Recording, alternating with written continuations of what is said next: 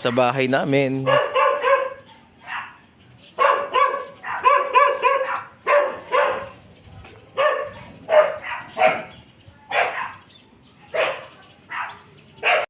Pilingay, anong masasabi mo sa car?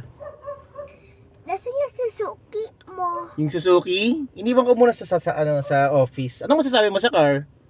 Thank you. Anong thank you? Hiram lang to. Hiram lang yan. Ano ka ba? Anong thank you?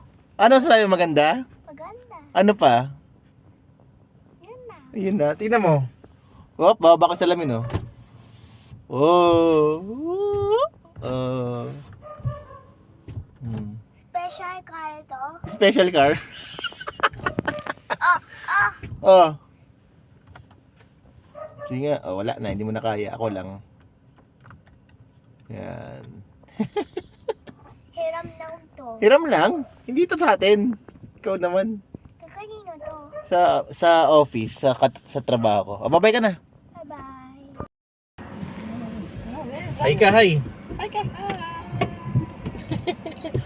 Ready? Ready? One. Oh, ready, Raya. Bumili kayo? Mamala. One, two. Yeah. Bumili kayo? Bumili. Let's pray to Jesus. Nag-pray na.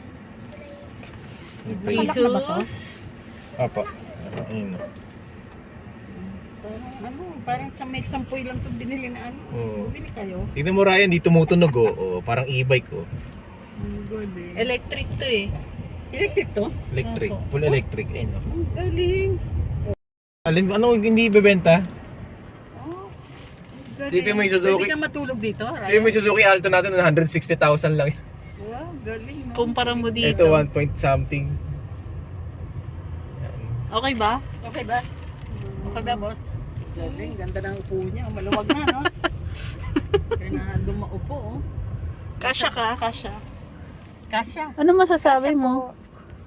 Sabi niya kanina, ano masasabi mo, Raya? Sabi niya, thank you. Anong thank you? Hindi naman sa atin yan. Thank you ka dyan. Thank you kasi Hiram-hiram lang. pinahiram, no? Ah.